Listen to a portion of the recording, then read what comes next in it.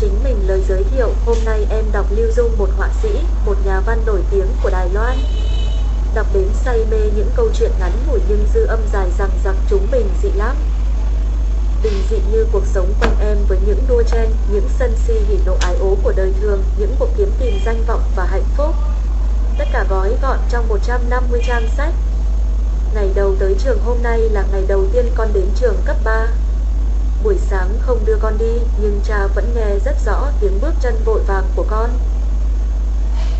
Biết rằng vì căng thẳng mà dạ dày con lại hơi có vấn đề. Cha biết đầu tiên con phải đáp xe bus Q17A, chuyển xe Q44A, sau đó đi tàu điện ngầm số F5 xuyên qua Key Queen. Qua đường ngầm dưới khu Manhattan, đi về phía nam đường 53 tới đường 14 để bắt xe bus L tới trường. 2 ngày trước cha con ta đã thử đi, tính ra mất hết đúng 1 tiếng 40 phút. Chẳng trách nào bà nội cả ngày đứng ngồi không yên.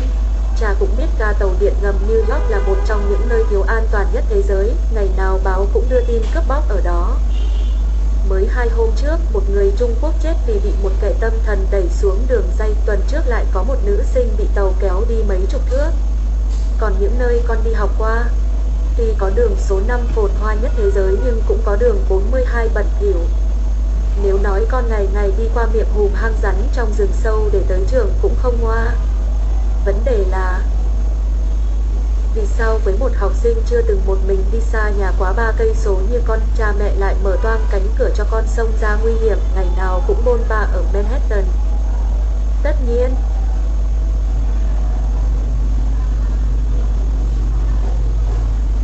một mặt vì con đã đỗ trường cấp 3 nổi tiếng Stuyvesant, vốn được xưng là Harvard nhỏ, mặt khác còn do cha nhận thấy đây là cơ hội để con rèn luyện việc đi lại. Trên đường đời,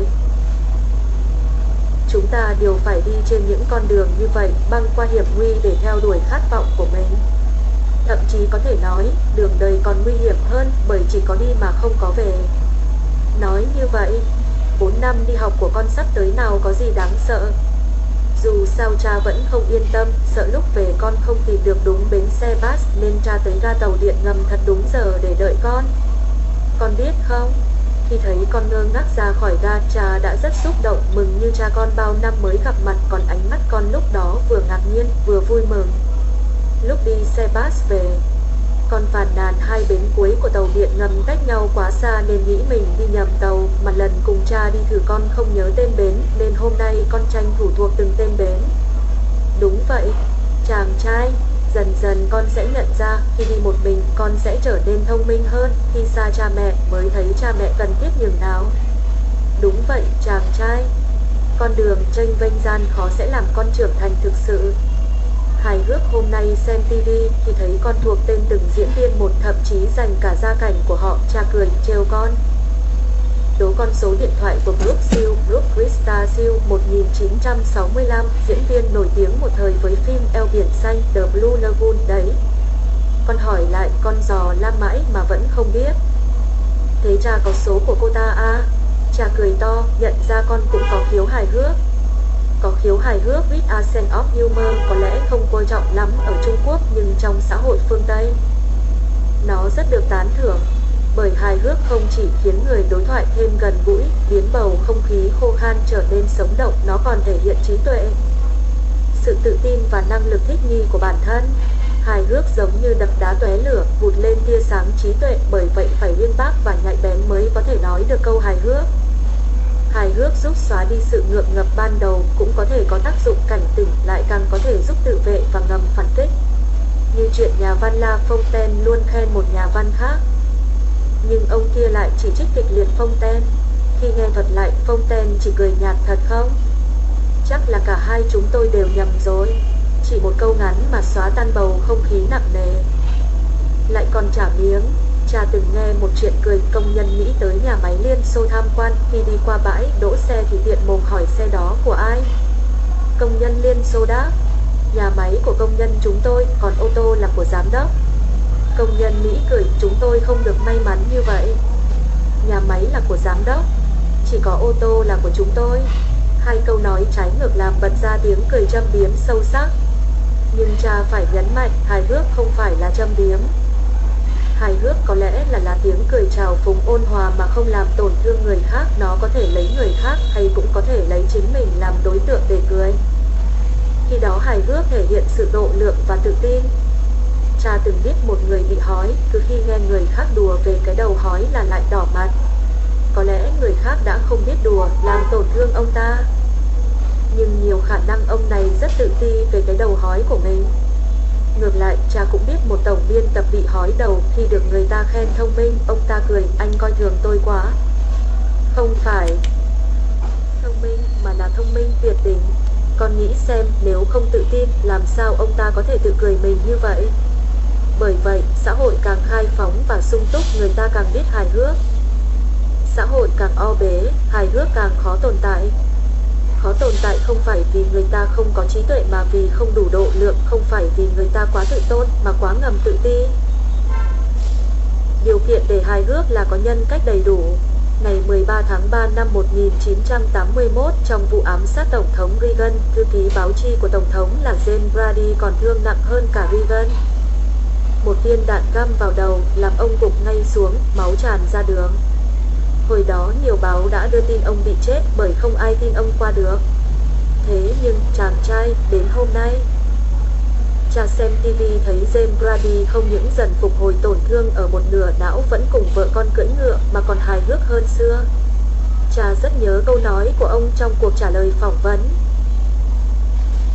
Hài hước khiến tôi gượng lại được. Viên đạn bắn vào đầu đã không chạm tới vùng hài hước trong não tôi. Chàng trai, con nói xem, đó có phải là hài hước không? Đó là thái độ lạc quan trong bất kỳ hoàn cảnh nào. Cảnh giác một nữ sinh lang thang trong siêu thị, lúc ra cửa, bỗng một phụ nữ vội vã chạy tới nói với cô, chị đau bụng quá, phải ra ngoài vệ sinh. Nhưng chồng chị lại hẹn rồi, anh ấy ở trong chiếc xe màu bạc ngoài cửa đợi chị. Phiền em nhắn anh ấy hộ chị một câu. Nói rồi, chị ta dúi 2 chiếc túi căng phòng, cũng phiền em đưa hộ chị luôn. Cô học sinh đã bị người của siêu thị giữ lại, ôm 2 túi lèn đầy hàng xa xỉ chưa trả tiền. Cô sợ đến cứng người, tang chứng rành rành, cô không sao giải thích được. Còn người phụ nữ đau bụng và cái gọi là xe màu bạc ngoài kia đã biến mất không tung tích. Trên máy bay, một khách du lịch đơn độc gặp một người rất hợp chuyện. Máy bay hạ cánh, 2 người lấy hành lý, đến trước cửa kiểm tra, người bạn mới quen nói, hành lý của tôi nặng quá, anh xách giúp tôi một túi nhỏ được không? Khách du lịch đơn độc vốn ít hành lý nên nhận lời. Ngay sau đó, anh ta bị nhân viên hải quan bắt giữ với tội danh buôn bán ma túy. Anh ta hét gọi người bạn đang kiểm tra ở cửa bên, nhưng người đó nói không quen biết anh. Khi bị dẫn đi, anh ta giận dữ hét váng lên, còn người chung quanh đều lắc đầu, đáng đời thằng buôn ma túy. Không biết trước kia đã mang bao nhiêu ma túy rồi. Kẻ mới quen trên máy bay cũng nói, sợ thật, suýt nữa tôi mang ma túy hộ hắn ta. Hôm nay con kể với cha, một người bạn cấp 2 lâu ngày không gặp, khi biết con học ở Manhattan đã nhờ con mang giúp một gói quà cho bạn, nên cha phải kể 2 câu chuyện trên cho con. Cha tuyệt nhiên không có ý bảo con đừng giúp bạn, mà mong con thận trọng, nhất là với bạn lâu ngày không gặp. Tuy hồi cấp 2 con và bạn thân nhau, nhưng gần đây con không rõ tình hình bạn ra sao. Mà sự tin cậy cần được dựa trên những đánh giá mới. 20 năm sau, con sẽ thấy nhiều bạn thân thiết sau bao ngày không gặp, có người vẫn nhiệt tình, có người lại lạnh lùng. Không phải họ không có tình, mà do đủ loại biến cố đã khiến họ thay đổi nhân sinh quan, trở nên khô cứng. Cũng như vậy, nếu phải trải đường đời khó khăn, chịu bao nhiêu hoạn nạn, có thể con cũng sẽ thay đổi cách nhìn về cuộc sống. Lòng hại người không nên có, lòng cảnh giác không nên thiếu. Trong cuộc đời đầy đổi thay, thăng trầm này, con càng nên thận trọng. Còn nhớ một lần cha đến làm tin về cuộc gặp mặt của hãng hàng không China Airlines ở New York, tiện có người bạn về Đài Bắc ngay trong tối hôm đó. Cha nhờ ông ta chuyển giúp băng video về đài truyền hình. Người bạn đó nói với cha, chúng ta là bạn bè từ lâu, đây lại là tin về hãng hàng không, nhưng tôi vẫn phải cẩn thận. Mở ra xem xét một lượt. Sau này nhớ lại chuyện đó, cha không hề buồn người bạn làm ở hãng hàng không, mà thấy đáng ra mình phải chủ động mở gói hàng ra để bạn kiểm tra, không nên để bạn phải tự mở. Nếu người bạn ngại nói thẳng, chẳng phải ông ta sẽ áy náy rất lâu không? Sau này, chắc chắn con sẽ có nhiều cơ hội đi xa, có thể bạn bè sẽ nhờ con chuyển quà. Mà cũng có thể con sẽ nhờ bạn bè chuyển quà, mong mấy câu chuyện chân thực trên giúp con tham khảo để vừa tự bảo vệ thân, vừa đỡ cho bạn bè áy náy. Dùng thời gian như dùng tiền. Con hỏi cha cách sử dụng thời gian, câu trả lời của cha là sử dụng thời gian cũng như sử dụng tiền bạc. Nếu con biết cách sử dụng tiền bạc thì cũng nên biết cách sử dụng thời gian. Tiền bạc và thời gian ở trong tay người biết dùng và không biết dùng khác xa nhau một trời một vực. Với một khoản tiền có hạn, người giỏi chi tiêu sẽ mua được thứ mình cần, thậm chí dùng tiền để ra tiền. Còn người vụng chi tiêu thì không có kế hoạch gì, chỗ này mua một thứ, chỗ kia mua một thứ. Cuối cùng mua bao nhiêu mà thứ cần vẫn không có, thứ có lại không để làm gì. Cũng như vậy, người biết sử dụng thời gian sẽ biết sắp xếp, việc nhanh làm nhanh, việc chậm làm chậm. Cuối cùng không những làm xong việc cần làm mà còn dư giả được bao nhiêu thời gian. Còn người không biết dùng thời gian, lì này lần mò, lúc kia giờ dẫm, từng giây từng phút qua đi, thời gian lãng phí nhiều hơn thời gian sử dụng, thời gian do dự nhiều hơn thời gian quyết định, thời gian vĩnh viễn không đủ dùng. Công việc vĩnh viễn không hoàn thành. Nói vậy có lẽ con vẫn chưa hiểu. Vậy để cha lấy một ví dụ nhé. Giả sử hôm nay cha cho con mấy ngàn đô la và bảo con sống một mình thì con sẽ dùng số tiền đó thế nào? Con không thể mua trò chơi điện tử, cũng không thể mua vé đi xem kịch ở Broadway mà phải lo ăn, mặc ở và học hành, sau đó mới tính đến chi cho tivi và các trò giải trí, đúng không? Bây giờ, khi làm bảng thống kê những khoản cần chi, con sẽ thấy có những khoản chi lớn và những khoản chi nhỏ. Cũng có những khoản bắt buộc và những khoản không bắt buộc phải chi. Cũng như vậy, hôm nay trời cho con một khoảng thời gian, con không thể dùng ngay nó để chơi điện tử hay soạn album ảnh, xem tiểu thuyết hay nghĩ ngợi vẫn vơ, mà trước tiên phải sắp xếp cho việc ngủ, việc học, việc đi lại, làm bài tập và học ngoại khóa. Ngủ không đủ, tinh thần và sức khỏe của con không tốt. Không tốn thời gian đi xe, con không thể tới trường, thậm chí, đối với con, việc đi học, làm bài tập còn là những việc quan trọng nhất trong giai đoạn hiện nay. Tất nhiên, ngoài những việc đó, con còn phải ăn uống, giao tiếp, giải trí và làm những việc lặt vặt khác. Sắp xếp toàn bộ thời khóa biểu, những việc chiếm phần lớn thời gian, những việc sau chiếm ít hơn. Vì sao cha lại đặc biệt nêu vấn đề tỷ lệ thời gian? Rất đơn giản, khi có một khoản tiền lớn, con có thể tính việc mua đồ quý, ngược lại, khi chỉ có một khoản tiền nhỏ thì con chỉ mua được đồ rẻ. Một người chỉ chuyên mua đồ rẻ, lúc có nhiều tiền không tính mua nhà, mua xe thì không thể gọi là người biết tiêu tiền. Cũng như vậy, nếu các khoản thời gian của con đều chỉ để dùng để làm việc vặt thì cũng không thể gọi là biết dùng thời gian. Phải dùng thời gian dài để làm những việc tương đối lớn. Đồng thời biết tranh thủ những khoảng thời gian ngắn để làm việc nhỏ, ví như có 2 tháng nghỉ hè, con có thể đặt kế hoạch nghiên cứu khoa học giải Westinghouse sao Westinghouse Science Talent Search. Giải thi khoa học chủ yếu cho học sinh cấp 3, rất có uy tín ở Mỹ. Từ năm 1998, giải do Intel tài trợ nên lấy tên là Intel Science Talent Search Intel STS nếu được nghỉ một tuần. Con có thể đi phỏng vấn cho tờ báo của nhà trường, còn khi chỉ có 2 ngày nghỉ cuối tuần, con chỉ có thể làm bài tập, đi xem phim hay mời bạn bè đến nhà chơi.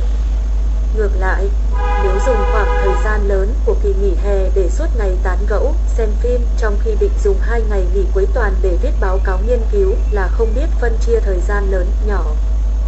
Có một người luôn gấp gáp làm việc, bạn bè nói việc gì phải khổ vậy, sao không thong thả, anh ta đáp, tôi làm nhanh chính là để thong thả, các anh chỉ nhìn thấy tôi bận rộn, kỳ thực khi về nhà, tôi nhàn nhã hơn các anh nhiều, lại còn dành thời gian để theo đuổi những công việc khác.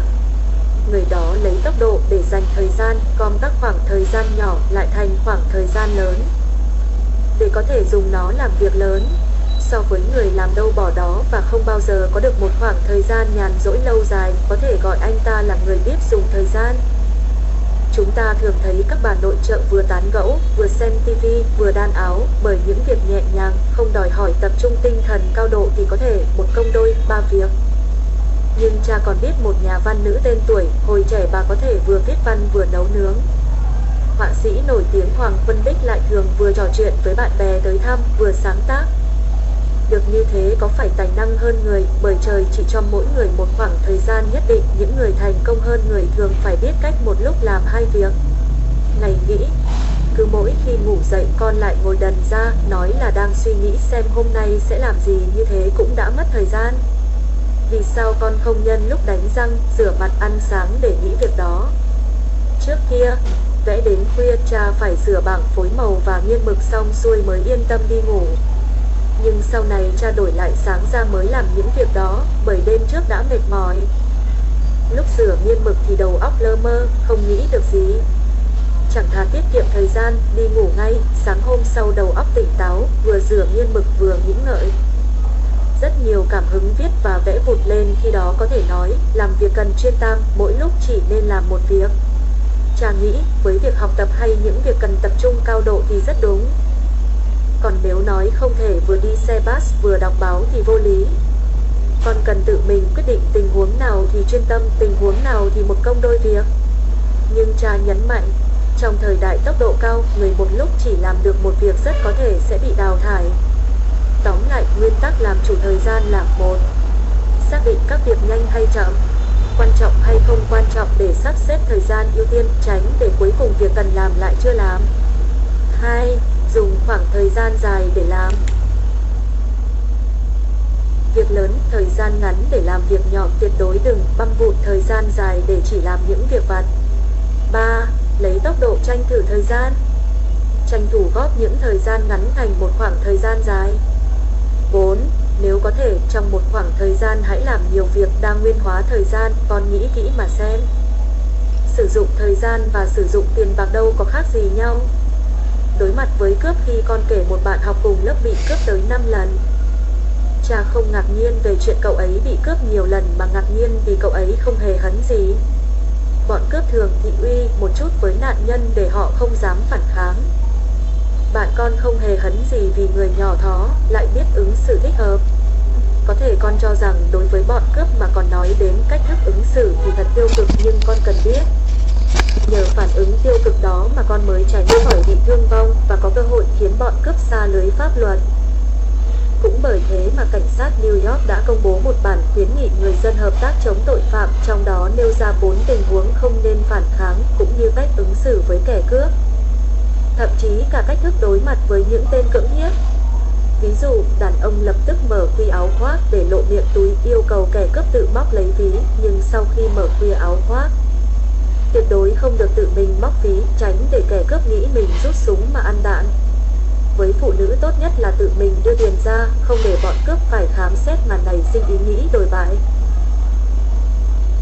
Cảnh sát cũng khuyến nghị khi gặp kẻ cưỡng bức, phụ nữ có thể móc tay vào họng để nôn mửa, thậm chí vãi tè vãi phân để khiến kẻ cưỡng bức mất hứng.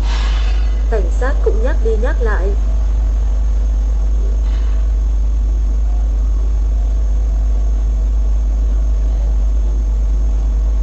người bị hại phải có vẻ của người bị hại, đừng ra vẻ ung dung, càng không thể nói, muốn lấy thì tao cho tất.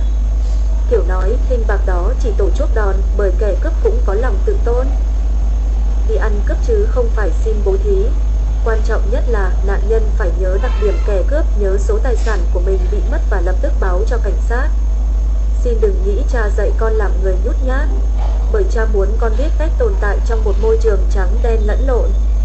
Cha muốn con khi ở trong hoàn cảnh không thể trốn tránh, không thể phản kháng thì hãy kìm nén bầu máu nóng của tuổi trẻ đặng giữ lấy tính mạng. Khổng Tử từng nói, bạo hổ bằng hà tử nhi vô hối giả, ngô bất giữ dã. Có nghĩa là ông không khen người tay không bắt hổ, vượt sông không thuyền, cái chết của những người đó là vô nghĩa. Cuộc sống là như thế, chúng ta cần hướng tới tương lai, nhưng cũng cần nhẫn nại trong nghịch cảnh. Giống Hàn Tín thời trẻ chui háng một tên lưu manh ở chợ Câu Tiễn đến phân ngo phù sai, nhưng sau đều trở thành bậc đại dũng. Con nên nhớ, người chỉ biết cương khó tránh khỏi bị bẻ gãy.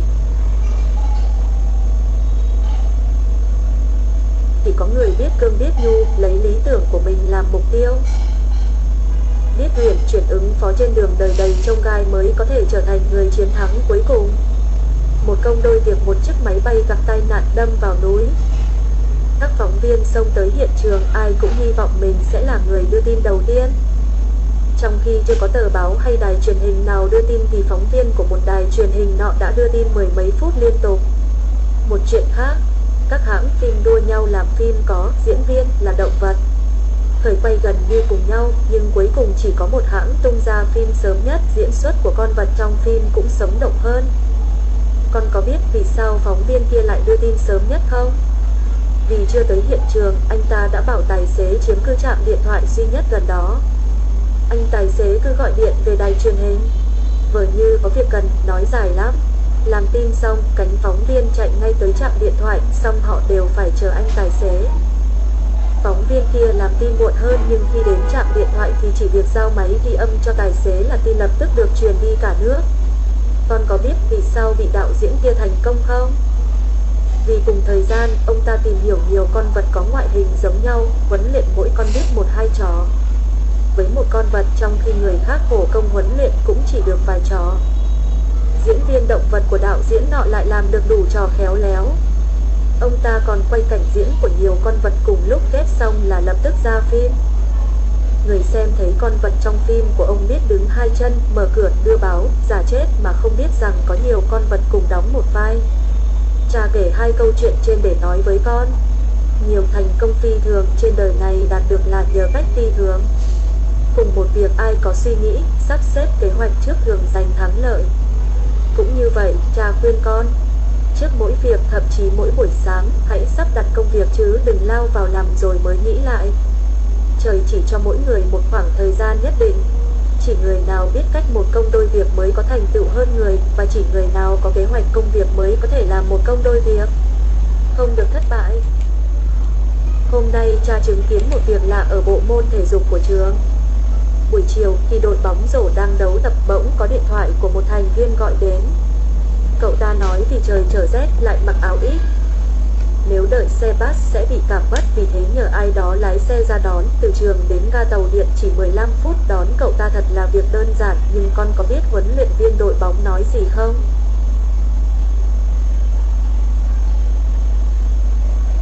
Ông ta điềm nhiên, đùng gác máy vội, hỏi cậu ta xem đã bị cảm hay chưa đã. Nếu chưa cảm thì đến đón ngay, còn nếu cảm rồi thì thôi, cứ để cậu ta đội gió đón xe bus đến đây. Cha nghe mà sửng sốt, thấy khó chấp nhận nổi. Nhưng huấn luyện viên có lý của mình, nếu đã nhiễm cảm thì coi như mất toi chiều hôm nay, việc gì phải làm mất thời gian của người khác ảnh hưởng đến toàn đội. Đến muộn vốn đã không nên, thời tiết thay đổi mà không chú ý giữ sức khỏe lại càng không nên. Không biết giữ gìn bản thân, lại không coi trọng tập thể. Ai mà lo cho cậu ta được.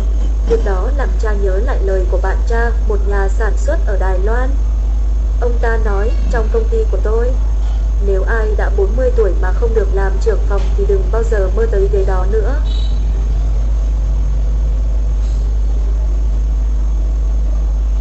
Ngoan ngoãn mà nằm dưới, tránh ảnh hưởng tới động lực tiến bộ của người khác. Lý lẽ của bạn cha không đúng hẳn, nhưng nó chẳng rất giống câu của nhà triết học phương Tây Herbert Spencer. Herbert Spencer năm 1820 đến năm 1903. Triết gia, nhà lý thuyết chính trị tự do cổ điển, nhà lý thuyết xã hội học Anh sao? Đời không đợi người, nó tàn khốc đến mức không dành cho kẻ thất bại chút cảm thông.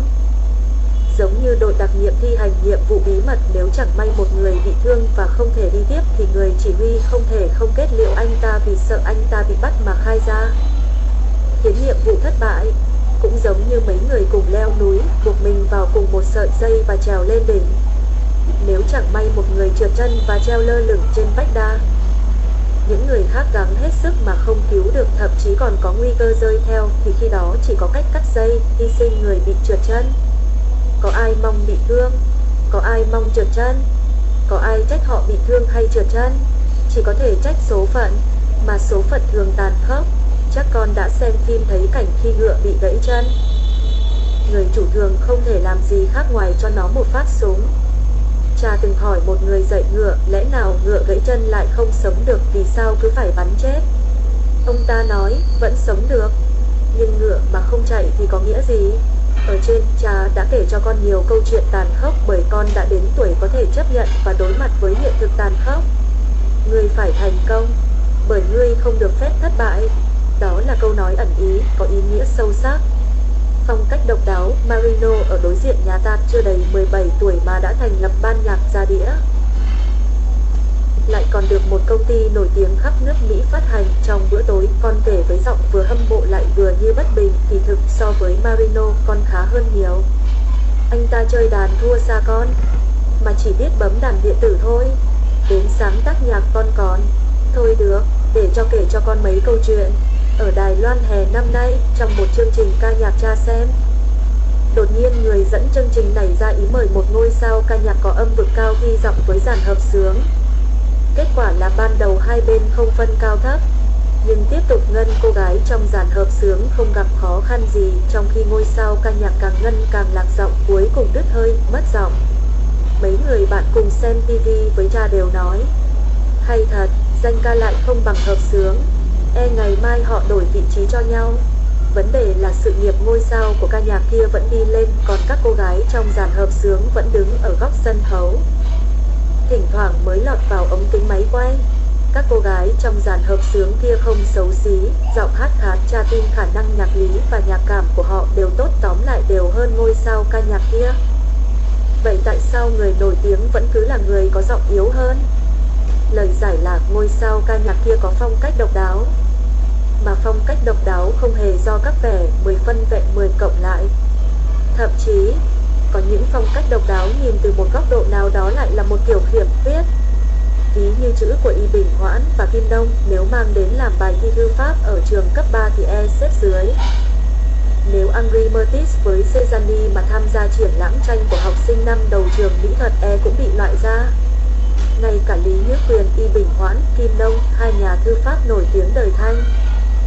Henri Matisse năm 1869 đến năm 1954, họa sĩ Pháp thủ lĩnh trưởng phái dã thú Fauvism. Fonsin năm 1839 đến năm 1906, họa sĩ Pháp thường được gọi là cha đẻ của hội họa hiện đại cha ngờ.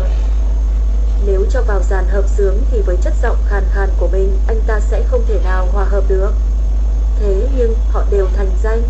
Cha lại nhớ cô người mẫu nổi tiếng của Mỹ, được một người dắt thẳng từ nông thôn lên đỉnh cao của trình làng diễn, thu thập hàng triệu đô la mỗi năm. Khi được hỏi làm sao có con mắt tinh đời đến vậy, người kia đáp tuy cô gái không hề ăn mặc đẹp nhưng khi dẫn cô ta tới chỗ đông người, tôi thấy ai cũng ngoái nhìn nên biết cô có sức quyến rũ độc đáo. Sức quyến rũ độc đáo là điều kiện thiết yếu để thành công trong nghệ thuật. Vì thế khi so với Marino, con không chỉ thể so sánh từng khoản riêng biệt mà phải chú ý đến biểu hiện tổng thể của Marino để xác định cái gì là phong cách của con. Ngoài ra cha rất mừng cho Marino. Trước kia cha thấy cậu ta có vẻ hư hỏng nên hạn chế con tiếp xúc, nhưng gần đây cha thấy cậu ta trở nên ngoan ngoãn và thân thiện, người ta càng được người khác tôn trọng lại càng biết tôn trọng bản thân. Bởi thế nên chúc mừng người hàng xóm đừng khiến chúng ta váng đầu chia hưởng vinh quang của cậu ta. Giữ gìn cốt cách một người bạn của cha viết bình luận chính trị rất hay nên luôn được các báo lớn đặt bài. Ông ta phàn nàn không thể hiểu nổi những người đi đặt bài, suốt ngày họ gọi điện tới, tối lại trèo kéo đi ăn tiệc uống rượu, say mềm rồi mới đặt tôi viết bài, yêu cầu bài không những phải có tính thời sự mà còn phải xong gấp, hôm sau là bản thảo. Sao họ không nghĩ tối trước say quắc cần câu, làm sao tỉnh táo để viết bài, suốt ngày khách khứa, nghe điện lấy đâu thời gian tìm tư liệu. Bởi thế tôi dùng điện thoại tự động ghi âm, có dỗi mới gọi lại. Tôi cũng từ chối hầu hết các cuộc ăn uống, chỉ có viết tốt mới có người đặt bài. Ngược lại, hôm nay tôi đi ăn uống, viết bài kém đi. Liền mấy lần như vậy thì chẳng còn ai mời.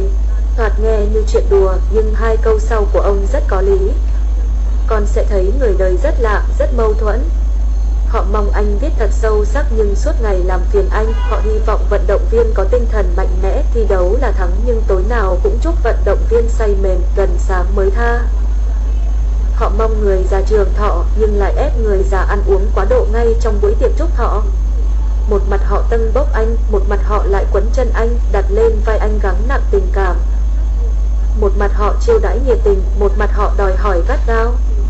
Đến khi thất bại có thể họ sẽ bỏ đi hết. Triết lý trong lòng họ là anh thành công thì chúng tôi tán tụng. Chúng tôi tán tụng như vậy thì anh phải thành công, nếu thất bại là phụ công chiêu đãi của chúng tôi. Không biết nghe cha kể xong con có cảm nghĩ gì? Con có thấy người đời quá thực tế? Hiện thực cuộc sống là thế, giống như trong buổi diễn kịch tiếng vỗ tay kéo theo tiếng vỗ tay, tiếng huýt sáo kéo theo tiếng huýt sáo. Dù chúng ta có nói thêm hoa trên gấm không bằng gạt cho khỏi tuyết thì người thêm hoa trên gấm vẫn nhiều hơn người gạt cho khỏi tuyết. Bởi vậy khi được tâng bốc, Con phải biết rằng vì sao mình được tâng bốc, đồng thời cũng nên biết khi mất đi thứ làm con được tâng bốc, con có thể sẽ mất tất cả.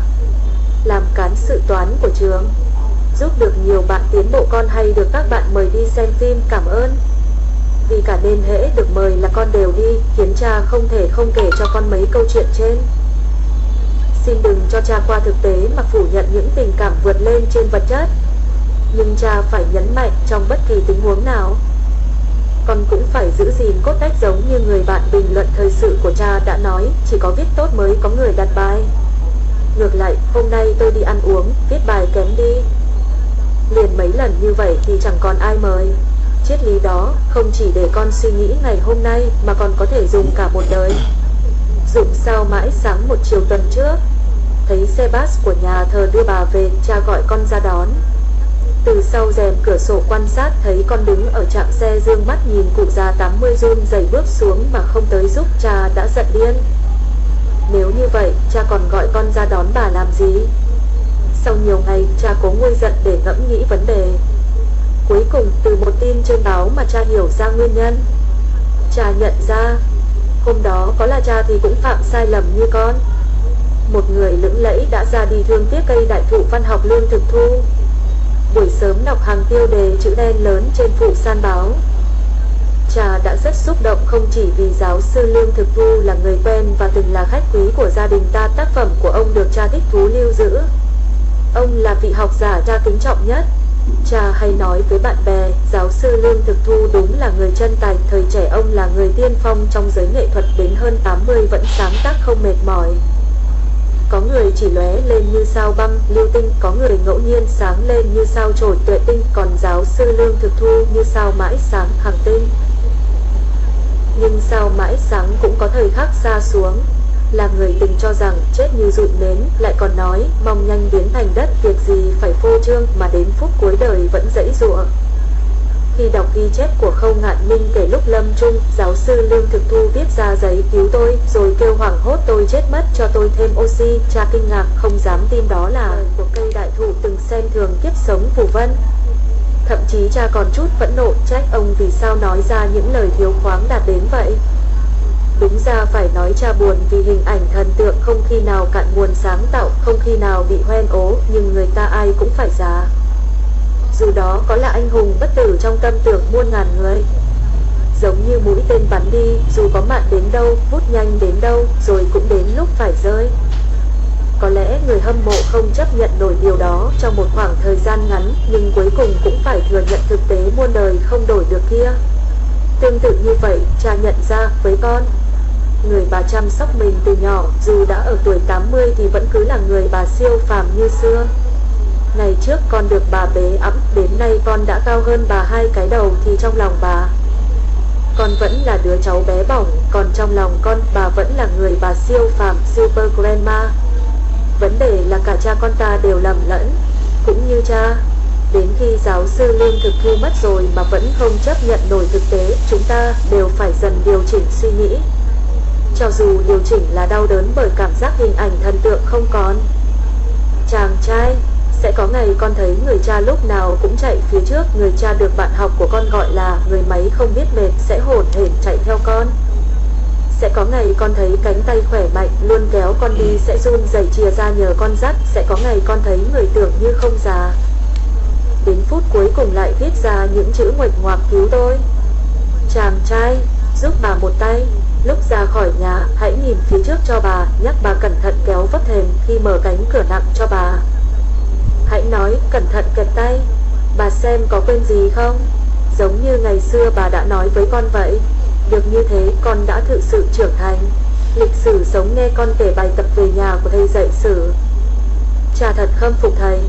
Giảng về lịch sử những cuộc chiến tranh ở châu Âu cách đây 100 năm, thầy bảo lớp con hãy tưởng tượng mình là tổng biên tập, dùng kỹ thuật hiện đại để làm ra một tờ báo về đời sống thời đó. Thế là lớp con phải viết xã luận dựa vào các sự kiện để viết phỏng vấn, vẽ tranh minh họa và biếm họa, dự báo thời tiết, thậm chí soạn quảng cáo. Vì thế lớp con phải thuộc về giai đoạn lịch sử đó, phải tìm các bức vẽ, tìm hiểu phong tục tập quán, lại còn phải hiểu địa lý, nếu không thì không thể vẽ minh họa, không thể dự báo thời tiết, cũng không thể bắt chước các cuộc phỏng vấn ở châu Âu cách đây 100 năm. Trong quá trình đó, lớp con học được cách biên tập báo, nâng cao kỹ năng viết lách, hiểu mẹo vẽ tranh biếm họa thời sự, thậm chí cả cách thiết kế quảng cáo. Quan trọng hơn là thầy khiến lớp con phát huy năng lực tưởng tượng, khiến những sự kiện lịch sử trở nên sống động.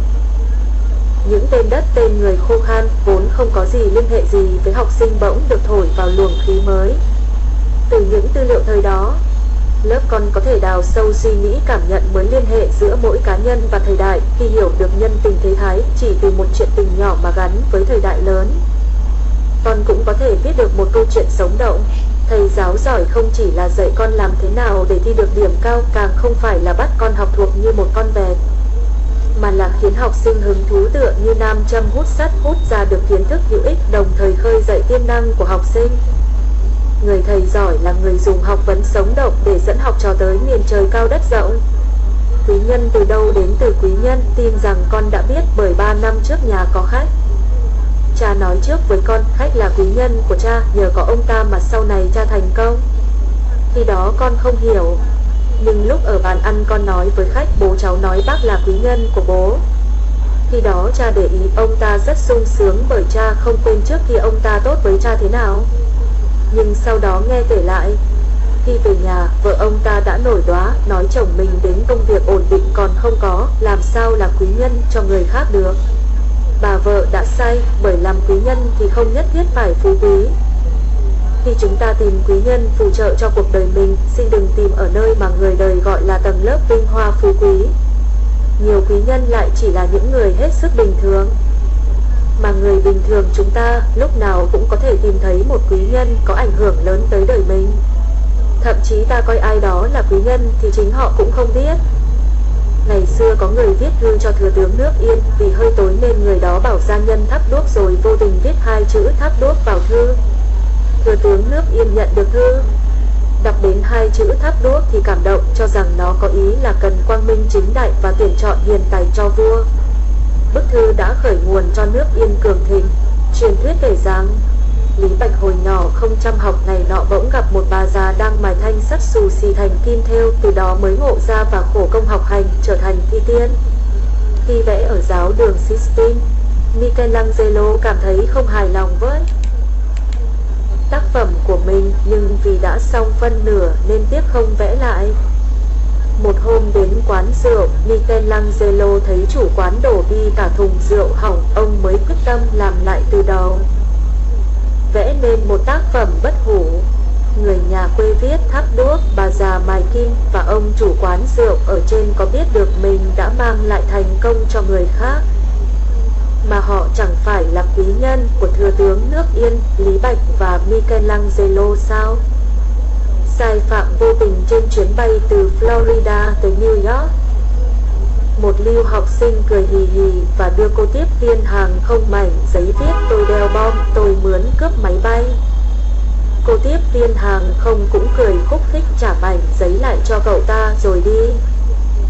Mấy phút sau, cô ta quay lại nói, anh đưa mảnh giấy cho tôi xem rồi mang nó đi. Khi máy bay hạ cánh, gần 100 nhân viên an ninh vũ trang tới bao vây máy bay. Cậu lưu học sinh hét lớn, tôi chỉ đùa một chút thôi mà. Lúc đưa mảnh giấy, mọi người xung quanh đều cười, đều biết tôi chỉ đùa. Họ có thể làm chứng, song không có tác dụng gì. Cậu ta bị đưa lên xe tù, ra tòa, đối mặt với bản án 15 năm tù. Cha vừa từ Đài Loan về New York đã được nghe mẹ kể câu chuyện báo mới đăng ở trên. Kể xong, mẹ đầy vẻ thương cảm, cậu thanh niên đó thật đáng thương. Em tin nếu con mình ở vị trí cậu ta, lại thêm bạn bè xúi giục để vui đùa, thì nó cũng làm thế. Đúng rồi, câu cuối của mẹ mói đáng giật mình, và đó là lý do chính để mẹ kể cho cha câu chuyện trên. Cha mẹ đều biết thanh niên rất dễ mắc sai phạm vô tình, mà có khi lại là sai phạm gây hại cả đời, không gì hàn gắn nổi. Vấn đề ở chỗ thế nào là vô tình? Say rượu, lái xe đâm người có phải cố tình giết người? Tình cờ chơi thử ma túy một lần, gọi là thử nghiệm sống, có phải cố tình sai phạm? Mềm lòng trước bạn bè mà chuyển bài thi cho bạn chép, có phải cố tình phạm quy? không đều không có động cơ xấu, nhưng lại gây ra chết người. Nghiện ngập gian lận thi cử, dù nặng nhẹ ra sao thì cũng ô danh một đời.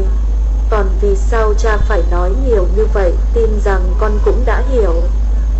Hôm nay ra sân sau, thấy trên đất cắm rất nhiều chân que pháo thăng thiên. Cha mới biết nhân lúc mẹ đi vắng, con đã mời Kenny tới đốt pháo. Con biết rõ đốt pháo ở New York là phạm pháp, cũng biết ở nơi đây đầy lá vàng, trời hanh vật khô này rất dễ bén lửa. Vậy mà còn đồng ý cho bạn lấy rừng cây sau vườn để che mát. Nếu chẳng may gây cháy, bất kể là cháy nhà mình, cháy nhà người khác hay cháy rừng sau nhà, chúng ta đều phải đền bù thiệt hại và chịu trách nhiệm trước pháp luật.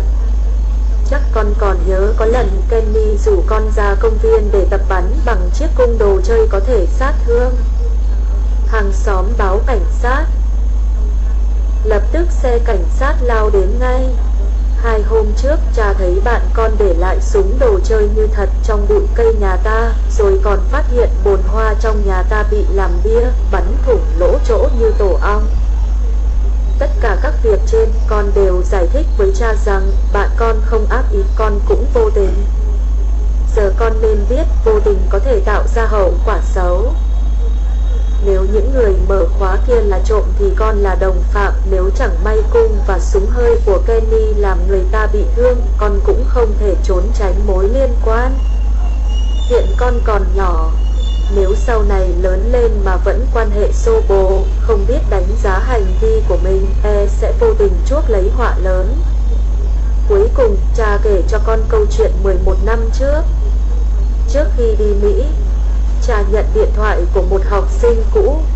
Cha vẫn nhớ rõ giọng hoảng hốt của cậu ta, kể rằng do một người bạn có tiền mà vẫn lần khân trả nợ, nên cậu ta rủ mấy người bạn giữ cậu kia lại, bắt gia đình cậu kia phải trả tiền. Cậu học sinh của cha cho rằng mình không làm gì sai, động cơ chỉ là muốn lấy lại tiền cho vay. Nào ngờ gia đình kia báo cảnh sát. Cậu học sinh của cha bị buộc tội bắt người tống tiền có tổ chức.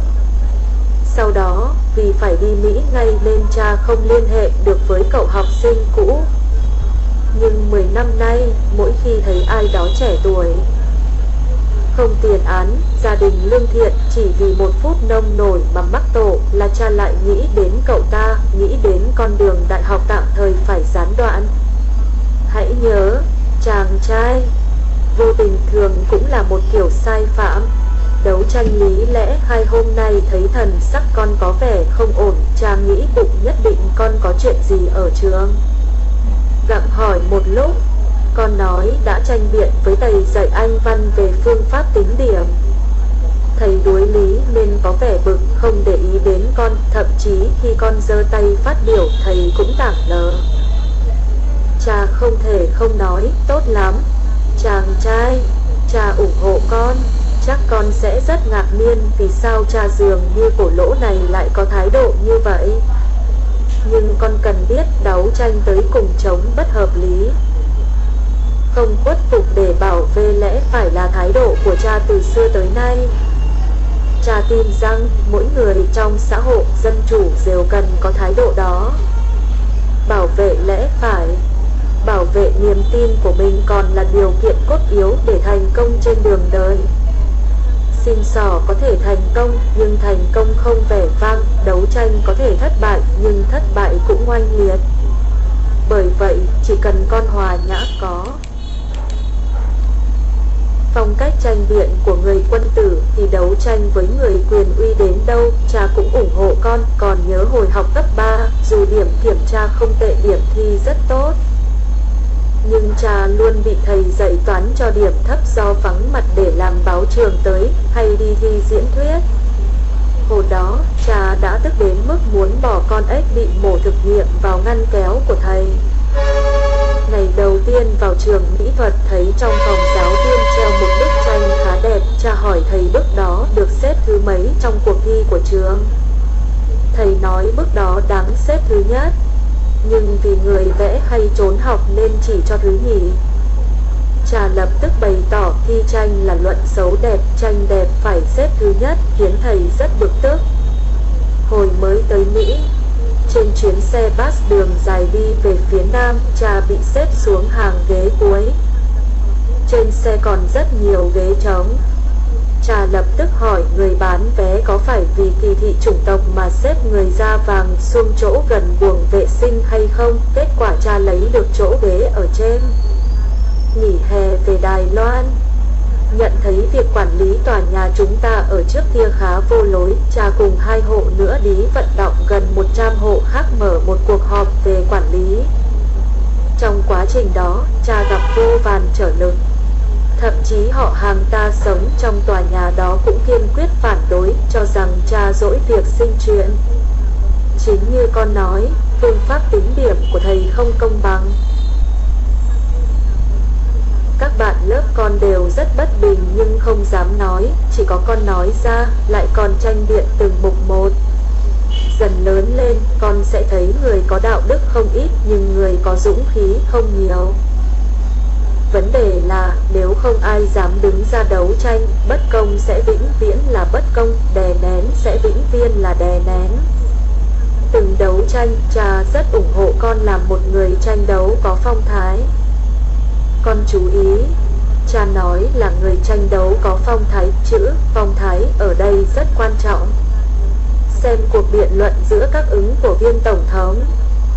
Nhà bình luận thường yêu ái ứng cử viên nào giữ được nụ cười ung dung từ đầu đến cuối. Dù bị kích động đến đâu, con cũng phải giữ được thái độ bình thản và tư duy mạch lạc. Đấu tranh với việc chứ không phải đấu tranh với người, tôn trọng người mà con đấu tranh.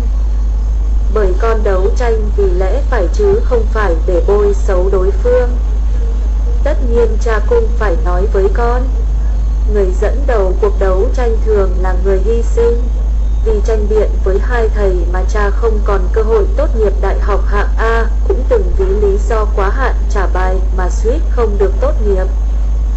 Hồi học cấp 1, cha và một cậu nữa còn bị thầy dạy vẽ đánh vào lòng bàn tay. Nhưng cha không hận các thầy, bởi nếu cha có lý mà các thầy không tiếp thu là thầy sai. Nếu cha vô lý thì cũng có cơ hội tự xét lại mình. Sau cuộc tranh đấu, bình tĩnh suy nghĩ lại, ta có thể thay đổi hoặc tìm cách đấu tranh khác, đều là bổ ích. Như hiện nay làm giáo sư đại học, dù cũng hay bị sinh viên nhiều phiên làm cho tức điên, nhưng cha vẫn kiềm chế để về nhà suy nghĩ. Có lẽ do kinh nghiệm thời đi học mà cha biết đặt mình vào vị trí khác để xem xét vấn đề. Cha tuyệt đối không bao giờ trừ điểm học sinh vì tranh cãi. Có thể cha bực một lúc nhưng không bao giờ bực mãi. Nhất là khi biết học sinh mình đúng, cha còn phải cảm ơn vì họ đã chỉ ra sai lầm. Thậm chí còn khâm phục dũng khí của họ. Có thể không thích nhưng cha vẫn đánh giá cao học sinh cãi mình.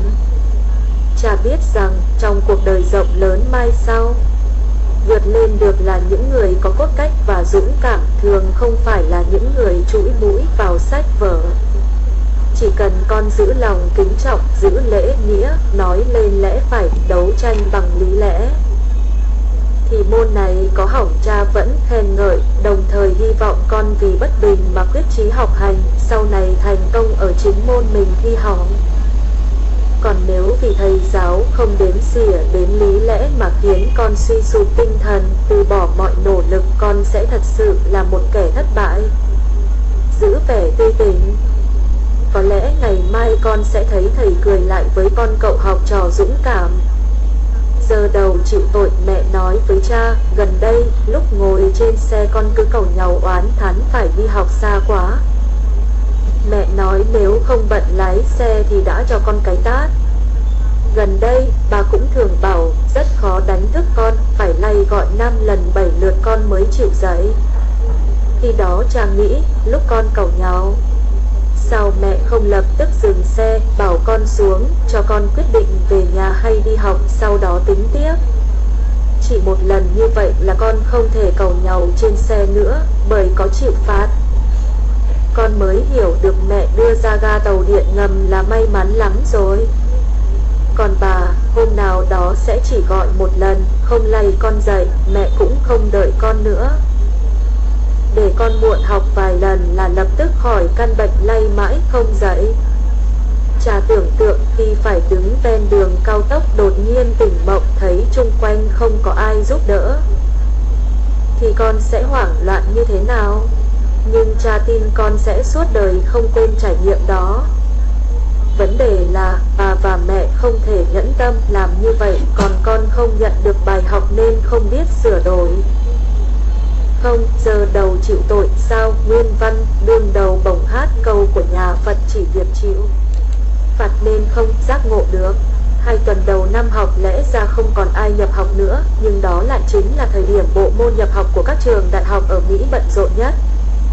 Bởi nhiều sinh viên vỡ mộng học đại học xa nhà, quệt nước mắt nước mũi quay về, lại được bố mẹ dắt đi xin nhập học một trường ở gần. Nguyên nhân thật đơn giản, họ không chịu nổi cảnh xa nhà. Đến kỳ nghỉ đông, bộ môn nhập học của các trường học ở Mỹ lại một phen khổ sở vì sinh viên chuyển trường. Bởi một số cô cậu vốn học rất giỏi ở cấp 3 đã không trụ nổi ngay ở học kỳ đầu của đại học. Nguyên nhân cũng đơn giản, ở nhà họ quen bị áp chế. Ngày ngày vừa đi học về, cha mẹ đã hỏi hôm nay có bao nhiêu bài tập, sau đó giám sát làm từng bài một. Thời gian của họ lẽ ra họ phải tự sắp xếp, cuối cùng lại để cha mẹ làm thay. Đến ngày phải một thân học xa nhà, không còn ai áp chế, mọi việc đều rối tung tự nhiên sẽ xuống dốc không phanh. Cha hay nghĩ những cô cậu học đại học gần nhà được cha mẹ bao bọc, vẫn nằm trong quỹ đạo của cha mẹ thì sau này tốt nghiệp sẽ làm gì? Vì thế cha có thể nói những học sinh có thành tích tốt không phải do tự giác học tập, thì ai dám bảo đảm khi ra đời họ sẽ đứng hàng đầu. Bởi vậy, hôm nay cha quyết định sẽ không ép con làm bài tập, không giục con tập đàn, không gọi con dậy. Cha cũng giữ niềm tin rằng để con đi học ở Manhattan là quyết định chính xác. Cha mẹ không thể giúp con mãi trên đường đời. Ấn tượng sai lệch, hai người cùng đến New York trong một thời gian ngắn.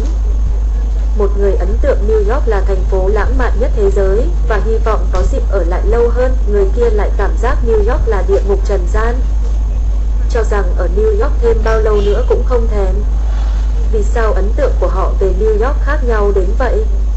Người thích New York nói, vừa ra khỏi sân bay, ông ta đã được bạn đưa đến nghỉ chân ở khu kinh, sau đó gọi taxi tới bảo tàng nghệ thuật thành phố Metropolitan Museum of Art, ăn tại quán đối diện bảo tàng. Sau đó đi theo đường ven công viên trung tâm tới đường số 5 sầm uất nhất thế giới, xem tòa tháp Trump Tower, vườn trúc JDM, tới sân trượt băng của trung tâm Rockefeller. Sau đó lên tầng thượng tòa nhà đế chế Empire State Building để thưởng thức phong cảnh Manhattan rồi gọi xe về.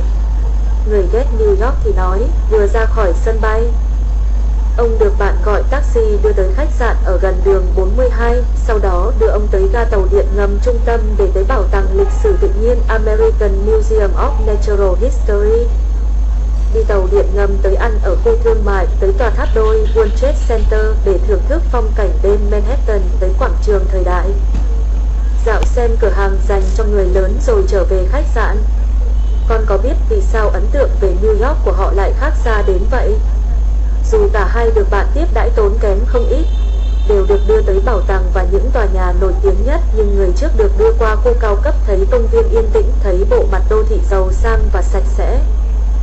Người sau lại thấy tàu điện ngầm hôi tanh, khu thương mại lộn xộn, quảng trường thời đại bẩn thỉu, còn phải chịu thêm tiếng ồn ĩ ngay cạnh khách sạn. Vấn đề là nếu không có dịp tới New York lần nữa, ấn tượng của họ về New York sẽ kéo dài suốt đời. Họ đều đã mắt thấy tai nghe New York, nếu nghe họ phát biểu cảm tưởng, con cho là họ đúng hay sai? Đừng nghĩ cha bé xé ra to. Bởi rất nhiều người mắc căn bệnh sờ voi, có thể nói rằng ai cũng mắc căn bệnh đó. Thậm chỉ nhiều người chưa mắt thấy tai nghe, hoặc chỉ nghe tin đồn thổi mà cũng phán chắc như đinh đóng cột. Làm như thế, người thiệt hại là ai? Chính là những người có ấn tượng sai lệch và người bị ấn tượng sai lệch.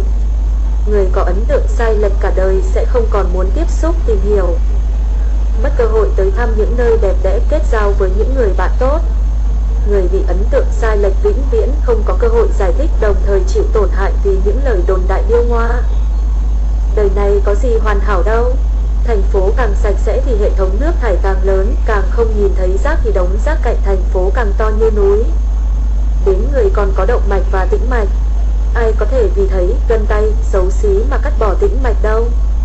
Bởi vậy, đánh giá con người, sự việc thậm chí nghe người khác quả quyết, chúng ta vẫn cần giữ thái độ khách quan.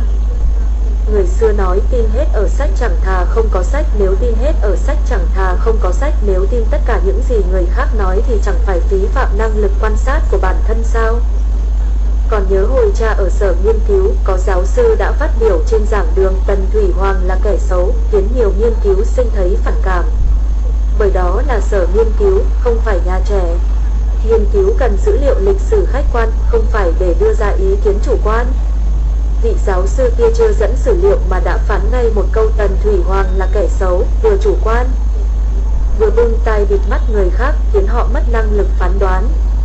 Vì nghe con bình phẩm các bạn cùng lớp một cách rất chủ quan nên cha mới nói nhiều như vở, bởi nó có liên quan đến cả đời con, cũng liên quan đến công việc và những người mà cả đời con tiếp xúc. Karate trưa nay, lúc cha con ta đang dọn vườn, con nhặt 2 viên ngói lên. Bảo cha dùng karate chặt gạch. Khi cha dễ dàng làm được, con tròn mắt hỏi dồn cha học môn phái gì, luyện tập từ lúc nào. Cha nghĩ mỗi câu con trai 13, 14 tuổi đều bắt đầu có tinh thần thượng võ, cha không phải là ngoại lệ. Thời đó, cha thường đọc sách kiếm hiệp khách bốn phương giang hồ. Cha cũng rất hâm mộ những nhân vật trẻ tuổi lông mày sắc như lưỡi kiếm, mắt sáng như sao, răng trắng, môi đỏ, mũi thanh tú, thân phác mềm mại như cây ngọc trong gió. Cha cũng mua may gậy gộc, thử dùng tay chặt gạch, thậm chí còn mua những sách kiểu Thiếu Lâm bí kíp, dịch cân kinh để tập theo. Chặt gạch là món cha luyện lâu nhất, chủ yếu dùng để trình diễn cho web. Quả thực qua 2 năm luyện tập cha cũng có chút thành tích. Cha từng chặt được mấy viên ngói xếp chồng, phạt một góc bàn của trường, cũng từng chặt được 2 viên gạch mới nung. Nhưng có lần bạn học đưa đến viên gạch thừa của ngôi nhà cũ làm từ thời Nhật chiếm đóng, cha chặt sưng cả tay mà viên gạch không hề suy xuyển. Con nên biết khi ta dùng karate chặt gạch, nếu gạch vỡ được thì lực từ tay phát hết ra, ta không bị tổn thương. Ngược lại, gạch không vỡ, phát ra phản ngược trở lại, lúc đó càng dùng lực mạnh lại càng tổn thương nặng. Còn nhớ hồi học lớp 10, bạn cùng lớp mang gạch ván gỗ đến mời cha ra tay. Vì sĩ diện, cha không thể không cố làm. Sau khi về nhà, cả đêm tay cha chịu đau nhức, sớm hôm sau đi học cha lại còn cố giả bộ bình yên vô sự. Dần dà cha nhận ra mình có triệu chứng rung tay, thậm chí vẽ những chi tiết nhỏ là có vấn đề. Cha cũng nhận ra chỉ có bàn tay luyện thiết gia trưởng mới bị như vậy. Cứ tưởng rằng đối thủ sẽ giơ người ra cho mình, chặt mông không thành, hóa ra chỉ có mình chịu thiệt. Thực tế không thể dựa vào loại võ công vặt như vậy, cha ngừng luyện tập. Vì thế, hôm nay con hỏi cha luyện tập võ hồi nào, cha phải nhấn mạnh một lần nữa, trừ khi tìm được thầy võ thật giỏi để tập luyện có hệ thống, còn nếu chỉ tập luyện như cha, biết được mấy ngón để rồi hóa tay run thì chẳng thà đừng tập. Dù sao, trong lúc tập chém gạch, cha cũng ngộ ra được vài điều, đó là khi tinh thần không vững, chỉ sợ lực phản lại tay thì càng không chặt được. Khi cố chứng tỏ mà không được, ta rất dễ hoang mang, nhụt chí, rốt cuộc bản thân lại chịu tổn thương thêm. Cha không mong con học chém gạch mà mong con ghi nhớ mấy lời của cha. Làm nghiên và làm người, trong lần về Đài Loan dịp nghỉ đông năm nay, cha tới nhà một thợ chạm nghiên mực ở Nhị Thủy. Tuy mua không nhiều nghiên, nhưng cha ngộ ra được nhiều điều. Những chồng nghiên xếp ngoài cửa hàng của bác thợ đều làm từ đá dưới suối lấy lên. Những viên đá có bề ngoài màu xám. Thật khó tin là sau khi chạm trổ, chúng lại trở thành những chiếc nghiên có màu tía, xanh sẫm và đen bóng. Bác thợ nói, đá lấy dưới suối lên nhất định phải phơi nắng. Bởi rất nhiều viên trong dưới nước thì đẹp nhưng lại bị những vết nứt rất khó nhận ra. chỉ có phơi nắng phơi mưa, vết nứt mới lộ ra, thậm chí làm vỡ cả đá. Bác thợ nói, đá chưa mài rùa thì không dễ gì nhìn ra hoa văn và màu sắc, rải nước lên thì hoa văn và màu sắc hơi hiện ra, để khô lại không thấy, chỉ sau khi mài rũa và đánh bóng, chúng mới hoàn toàn hiện ra và tồn tại mãi. Bác thợ còn nói, thực ra viên đá nào cũng đều rất đẹp, dù không làm nghiêng được thì chúng cũng có đủ sắc thái đáng để thưởng ngoạn. Cha nài nỉ bác thợ để cha tự mình chạm một chiếc nghiên vuông. Bác thợ đưa cho cha một chiếc chạm và một chiếc búa. Cha hỏi nếu chiếc chạm này cùn thì làm thế nào? Bác thợ nói dùng ngay nghiên mà mài. Bởi đá làm nghiên vừa mịn vừa cứng là thứ đá mài tốt nhất. Cha tỉ mẩn chạm bề mặt nghiện, bác thợ vội chỉ bảo ngay, bất kể chạm gì lên đài nghiên, trước tiên phải bắt đầu từ đáy. Đáy không phẳng, mũi chạm phía trên nghiên sẽ không chính xác, không thể làm nghiên đẹp được. Trên đường về, cha nghĩ mãi, nghiên có khi cũng giống như người, bất kể khô vụng thế nào, hễ qua gen rũa là lộ vẻ đẹp. Tất nhiên thứ nghiên tốt phải được làm từ thứ đá mịn, chạm vào như làn da, đồng thời lại phải cứng như đá mài. Thứ đá đó tất phải được dãi nắng gió, giống như người quân tử nho nha văn vẻ. Bên ngoài ôn hòa mà bên trong nhiệt huyết, sau khi chịu lao khổ cả tinh thần lẫn thể xác mới có thể làm được việc lớn. Cha cũng nghĩ, rèn luyện trong công việc giống như lúc chạm đá thành nghiên. Tất nhiên, quan trọng nhất là chạm nghiên phải bắt đầu từ đáy, đẹp đẽ tinh xảo đến đâu cũng đều từ gốc mà nên, dù cho việc làm nền tảng là khô khan nhất. Môn học lắng nghe trong cuộc chuyện trò. Thường xuất hiện tượng sau, một người đang say sưa nói bỗng nhận thấy những người khác thì thầm vào tai nhau một câu chuyện khác, hóa ra người nghe dường như đã quay sang chủ đề nào đó rồi. Đúng khi người đó đang ngượng ngùng không biết nên làm gì, nếu như con là người lắng nghe duy nhất, thậm chí hỏi to tiếp tục đi. Chuyện sao?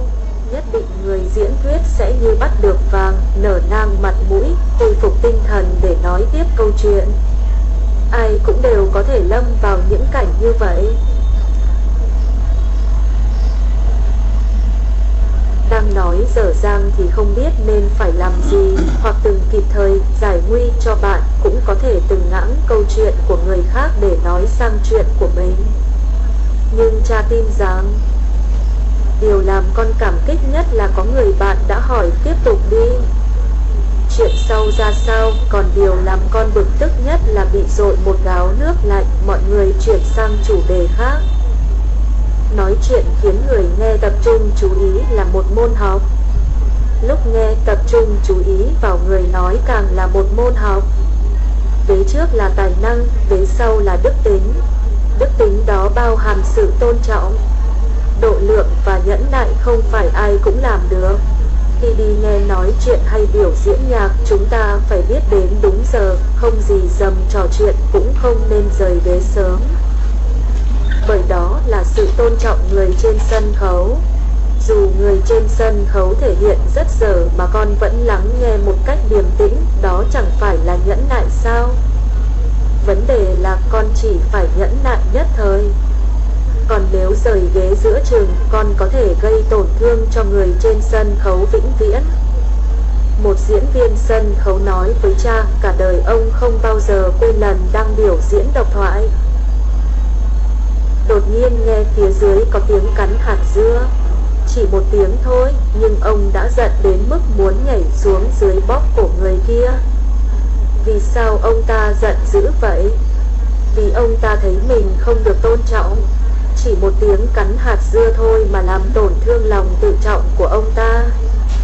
Mà vết thương kiểu đó thường đau vĩnh viễn. Còn vì sao cha nói lắng nghe cũng là một sự độ lượng? Việc không liên quan tới ta thì ta không quan tâm, con sẽ thấy nhiều chuyện với người nói là rất quan trọng, nhưng với người nghe lại rất vô vị. Ví như một cô gặp vấn đề với người yêu, kể lể, dạo này rất ít nhận được thư, gọi mấy cuộc điện thoại rồi mà không gặp, bà mẹ đắc ý nói con được mấy điểm 10. chí người say mê chó huyên thuyên về con chó của ông ta thông minh như thế nào. Nếu con không độ lượng, không hiểu tình cảm của người đang yêu, của bậc làm cha mẹ, cả của người nuôi con vật cưng, thì không thể nhẫn nại và tôn trọng, và càng không thể lắng nghe mãi được. Trên chuyến xe đường dài, một người bạn của cha tâm đắc mấy tiếng liền về cách gập hoa giấy do ông ta mới nghĩ ra, dường như ông tự cho mình là nghệ sĩ gấp hoa giấy vĩ đại nhất trên đời. Lại còn nghĩ cách mở thị trường khắp thế giới. Mấy tháng sau, ông bạn lại đổi chủ đề, chỉ nói đến một bí pháp cổ tổ truyền, không những có thể sản xuất đại trà mà còn có thể đoạt giải Nobel. Bạn đồng hành trách cha sao cứ nghe mãi, lại còn tung hứng. Biết rõ ông ta chỉ dệt mộng, sao không bóc mẽ ngay, việc gì phải làm người nghe duy nhất của ông ta để chịu khổ. Cha nói, bởi ông bạn đã bao lần gặp thất bại, giờ chỉ còn biết dệt mộng. Có những người ta nên làm họ tỉnh mộng, nhưng cũng có những người chỉ còn quyền mơ mộng, ta không nên tước bỏ. Nhẫn nại để nghe được như vậy, vì cha hiểu nỗi khổ của ông bạn, cũng có thể nói là vì độ lượng. Từ một số chuyện trên, con sẽ thấy lắng nghe người khác nói là một môn học lớn. Con cần học tôn trọng, học khoan dung, học thấy hiểu, cũng nhờ thế mà khiến người khác cảm kích. Bạn đường dài hôm nay, khi con đi chơi với Henry, cha gọi con lại để dặn rằng đừng kể với bạn là cha mẹ sắp mua nhà mới. Con nhìn cha vẻ không hiểu nhưng vẫn miễn cưỡng gật đầu. Đúng vậy, có thể con cho cha là giả tạo, nhưng tình cảm của cha là chân thật. Vì sao con không nói được, huống hồ Henry là bạn tốt của con. Nhưng con cũng biết cha mẹ Henry sắp bị điều sang nước khác. Dù nơi sắp đến có thế nào, cậu ta sẽ vẫn rất lưu luyến chỗ đã ở 10 năm, sẽ thấy mất mát. Có thể cậu ta đã từng đòi ở lại nên bị cha mẹ trách mắng. Cha mẹ cậu ta đâu có tự nguyện chuyển đi, trong lòng chắc rối bời. Và lại khi chúng ta chuyển nhà, gia đình cậu ta cũng đi rồi. Vậy con kể chuyện việc chuyển nhà mới thì có nghĩa gì? Kể để cho thấy cha mẹ con giỏi, cho thấy con có cuộc sống quách hơn, hay cho thấy con sung sướng hơn hẳn cậu ta, là bạn tốt nhất của con. Con chuyển tới nơi tốt hơn, cậu ta nên mừng cho con.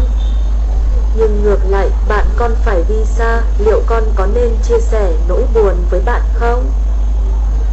Con nói với một người bạn sắp đi xa rằng mình không những không hề buồn như bạn mà còn sung sướng, vì sắp có phòng riêng trên gác thì có gì tốt cho cả bạn và con.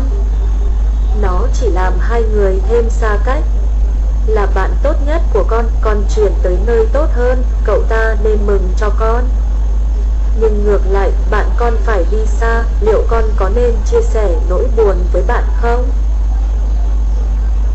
Con nói với một người bạn sắp đi xa rằng mình không hề buồn như bạn mà còn sung sướng, vì sắp có phòng riêng trên gác thì có gì tốt cho cả bạn và con. Nó chỉ làm hai người thêm xa cách. Bởi vậy,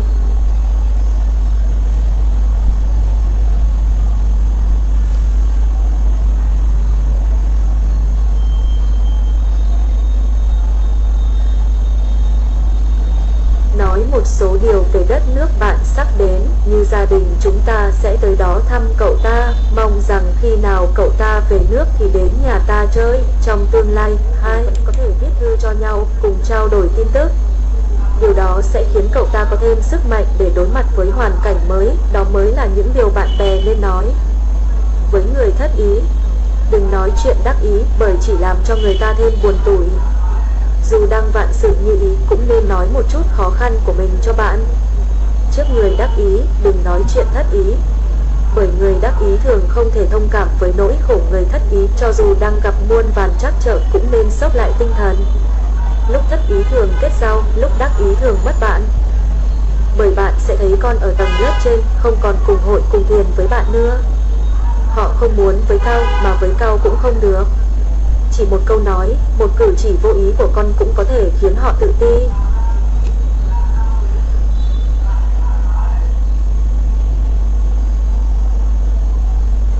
Lúc đắc ý mà xúc phạm bạn, đến lúc thất ý khó cứu vãn được tình bạn, bởi bạn không nghĩ con trở nên khiêm tốn, hòa nhã mà chỉ nghĩ chẳng qua con cùng đường nên mới nối lại tình bạn. Ngày trước con không độ lượng với bạn, giờ bạn cũng không độ lượng với con. Trong những năm tháng dài sau này, lớn dần lên, con sẽ hiểu những lời cha vừa nói. Oan uổng hôm qua, một người bạn của cha đang ở trong tàu điện ngầm thì bị đánh đến thâm tím mặt mày, thậm chí có nguy cơ bong rác mạc. Con có biết vì sao không? Chuyện là thấy hàng ghế bên có một chỗ trống cạnh cửa sổ, bạn cha định tới ngồi nhưng vừa đứng dậy đã bị một người da đen cao to thụt cho 2 đấm. Nguyên do là đúng khi bạn cha đang đổi chỗ thì người da đen kia lên tàu, ngồi xuống ghế bên cạnh.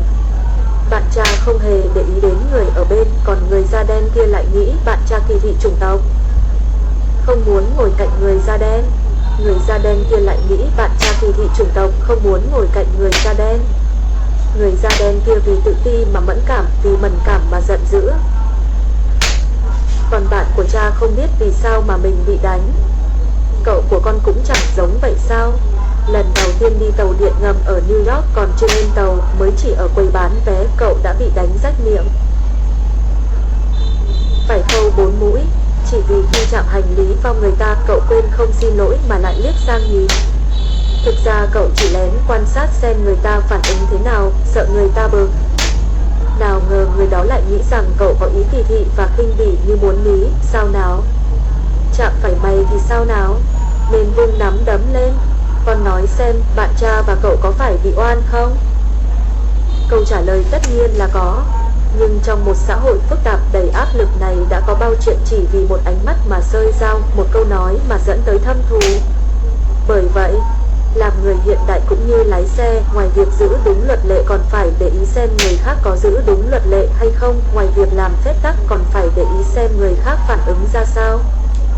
Còn phải nhạy bén cao độ, hiểu được cảm giác của người khác mới có thể được dễ chịu. Đúng vậy, cứ phải cảnh giác thì không mấy dễ chịu, nhưng so với tai nạn bất ngờ thì rõ ràng là dễ chịu hơn nhiều. Người càng đông càng chen chúc, chân tay càng không được thoải mái. Ai bảo như vậy là không đúng? Không phải lễ không nghe, không phải lễ không nói. Hôm nay con hỏi, nói thẳng thì có gì sai không? Lúc đó cha bảo không sai, nhưng sau khi ngẫm nghĩ kỹ, cha phải nói thẳng mà có tác dụng thì phải nói thẳng, còn không, chẳng thà không nói. Nói thì dễ, nhưng ngay cả cha mà mấy năm trước còn không làm nổi.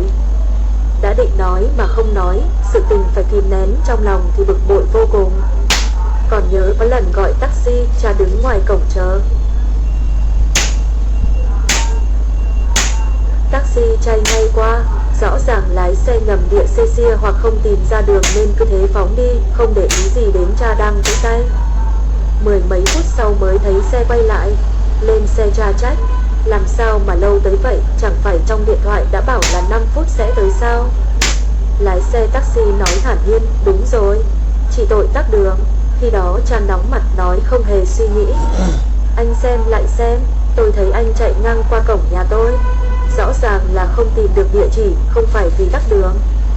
Lái xe taxi không nói gì, cha thấy tay anh ta đỏ rực lên. Lúc xuống xe còn thấy ánh mắt có vẻ nói dối. Vấn đề là nói thẳng như thế thì có tác dụng gì? Chỉ e vì mất mặt mà anh ta kết oán.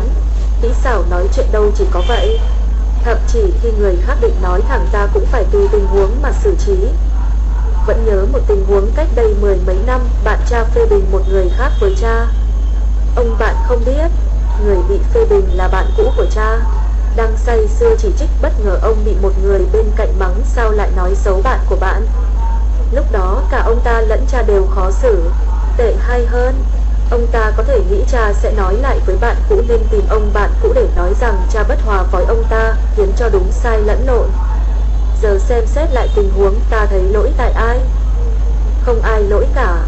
Nhưng vừa thấy ông bạn có ý định phê bình, nếu cha đón được ý, lái sang chủ đề khác hoặc nói ôi trời, ai cũng có mặt tốt mặt xấu, chúng ta đừng nói sau lưng người khác thì ông bạn sẽ ngừng lại. Nghĩ sâu hơn nữa, nếu như người bên cạnh tỉnh táo, không nói vỗ vào mặt bạn cha thì có phải ít nhất cũng tránh được tình huống khó xử không? Cha từng nghe một câu chuyện thế này, một người tới chơi nhà bạn, vợ bạn nhân lúc chồng đi vắng nên tỏ ra đầu mày quấy mát với bạn chồng. thấy bạn của chồng không có vẻ gì cự tuyệt cô vợ trở nên phóng đãng. Đến lúc đó người bạn mới nghiêm mặt cự tuyệt, thậm chí dọa sẽ mách chồng cô. Nào ngờ người chồng về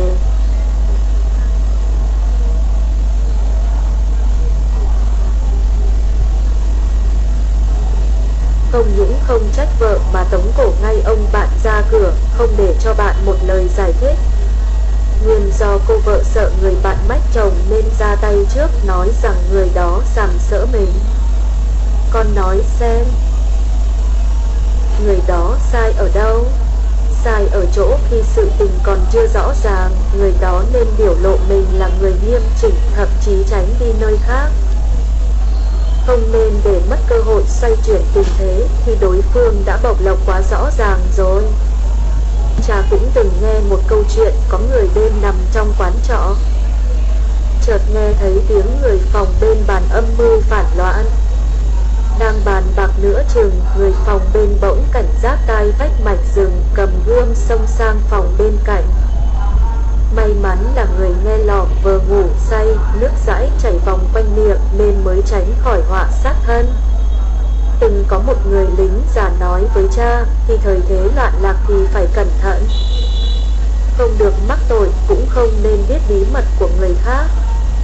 Bởi thời đó, giết thêm một người hay bớt một người thì có gì khác nhau. Mới thấy, chúng ta không những không nên dại dột nói những chuyện không ích lợi gì mà còn nên tránh tất cả những chuyện thị phi.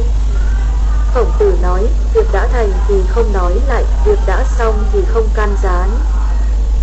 Không oán trách quá khứ thành sự bất thiết, tại sự bất gián ký vãng bất cữu, rồi lại bảo không phải chuyện lễ thì không nhìn, không phải chuyện lễ thì không nói, phi lễ vật thính, phi lễ vật thị, phi lễ vật ngôn. Bên trong 6 chữ không đó là cả một môn học. Đường tiến và đường lùi con muốn chinh phục núi cao, nhưng khi cha hỏi leo núi nên mang theo những gì, con lại không trả lời được. Giờ cha nói cho con nhé, nếu định leo lên một ngọn núi lạ, dù chỉ định một ngày là về thì ngoài la bàn là tất yếu, trong ba lô của con nên có một con dao nhỏ, một sợi dây dù, một bao diêm để trong hộp nhựa kín, một ít muối, một mảnh ni lông trong hay một chiếc áo mưa và một chiếc cói. Mấy thứ lặt vặt đó không chuẩn bị cho đường tiến, mà dự phòng cho đường lùi. Mà bất kể là đường leo núi hay đường đời của con sau này, có đường lùi là điều kiện tất yếu để tìm đường tiến. Một con dao nhỏ lúc tiến có thể giúp con mổ con vật săn được gọt trúc làm tên, chặt cành làm chạc, chẳng may bị rắn cắn, con có thể rạch chữ thập lên miệng vết thương để hút mau độc. Dây dù lúc tiến có thể giúp con leo lên núi, có thể giúp bạn đồng hành gặp nạn, có thể buộc cắn cứu thương.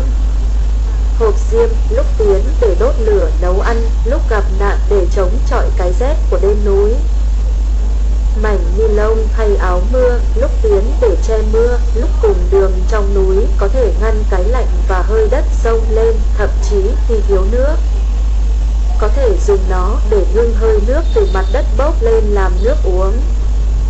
Muối lúc tiến để làm gia vị, lúc nguy khốn có thể dùng để sát trùng, giữ thể lực, thậm chí giúp con nuốt những thứ mà bình thường không bao giờ dám ăn.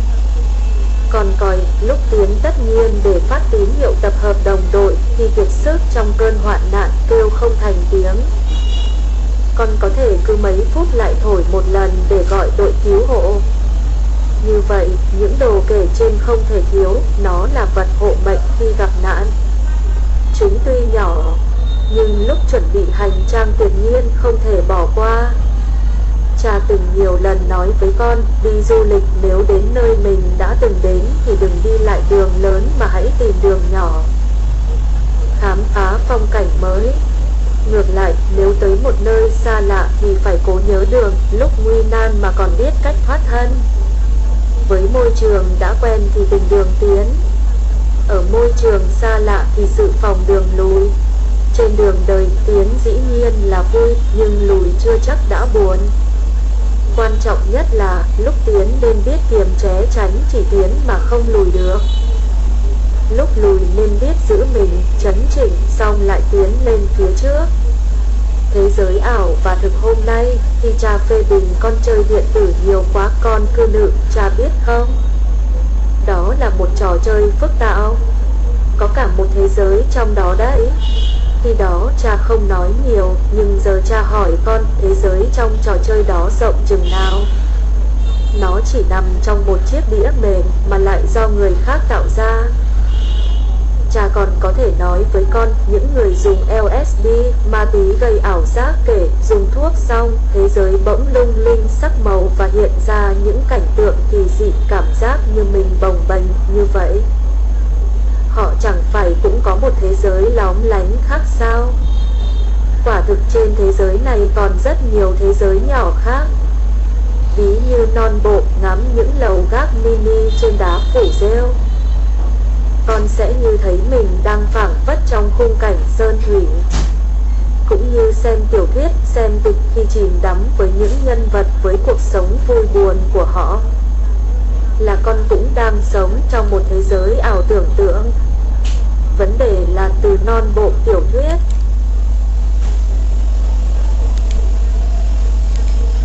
kịch trò chơi điện tử cho đến LSD đều không mang đến cho ta thế giới thực. Nó có thể phản ánh thế giới thực nhưng rốt cuộc không thể thực bằng thế giới thực. Bởi vậy, nếu con tiêu khiển trong thế giới ảo không gồm dùng LSD một cách thích hợp, thỉnh thoảng chìm đắm trong nó để tinh thần bay bổng thì được. Còn nếu lấy thế giới ảo do người khác làm ra để thay thế giới thực của mình thì sai lầm lớn. Ví như nhiều người dùng LSD tưởng mình có thể bay được nên bước ra khỏi cửa sổ. Kết quả tất yếu, không chết cũng bị thương bởi đầu óc của họ trong thế giới ảo, nhưng chân bước ra khỏi cửa sổ lại trong thế giới thực. Một ví dụ phổ biến hơn, rất nhiều người uống rượu giải sầu, hy vọng quên mọi ưu phiền trong cơn say lâng lâng. Vấn đề là hết say rồi thường đau đầu mà vẫn phải đối diện với cuộc sống thực tại, nỗi khổ đâu có biến mất nhờ cơn say được. Nếu muốn say tiếp để được chìm đắm trong thế giới ảo, sẽ không thể còn đứng được trong thế giới thực nữa. Bởi vậy cha phải cảnh báo con không thể trộn thế giới ảo với thế giới thực, càng không thể lấy giá trị của thế giới ảo mang tới thế giới thực. Cuộc sống chân thực trong khu Soho South, viết tắt của South of Houston Street ở New York, có nhà nghệ thuật kiêm nghề sửa cổ vật người Trung Quốc. Một hôm ông mang chiếc bình sứ vỡ mấy mảnh mới ghép tới hàng đồ cổ. Lúc ra cửa ông không may vấp ngã, chiếc bình vỡ thành mấy chục mảnh. Ông không hề hoảng hốt, bình tĩnh nhặt lại từng mảnh một, rồi lại ghép thành chiếc bình như xưa, không một vết nứt.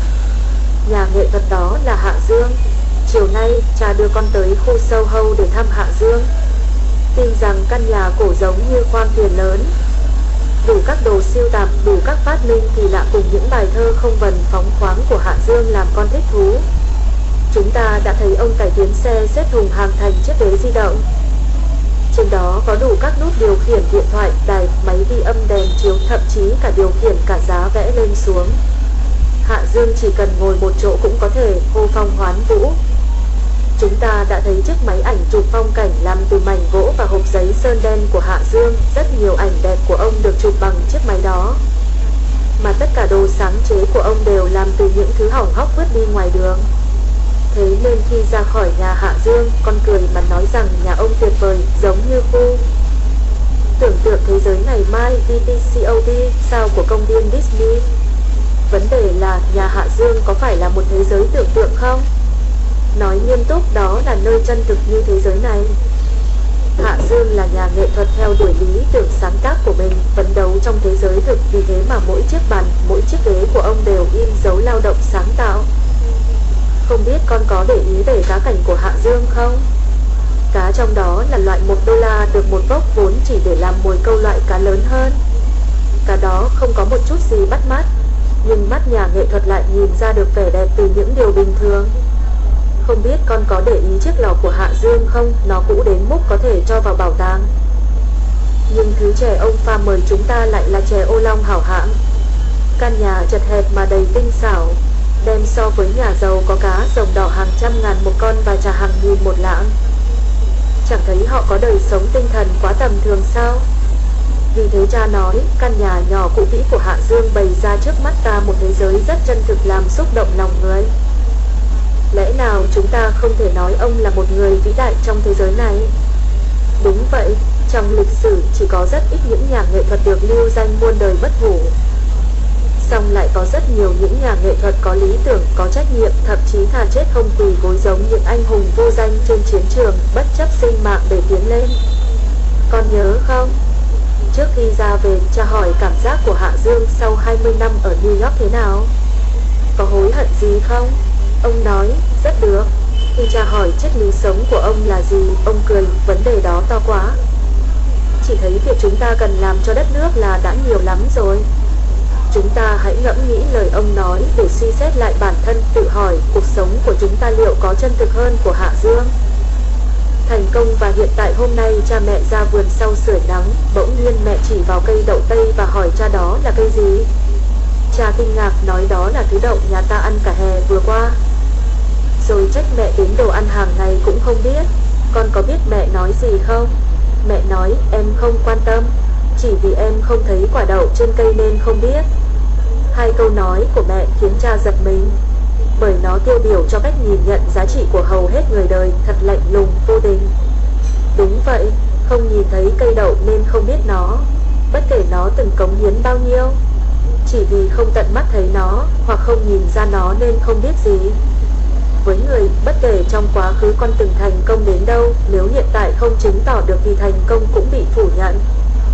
Rockefeller tối nào cũng tự nói với mình một câu, ngươi tuy có một chút thành công, nhưng nếu không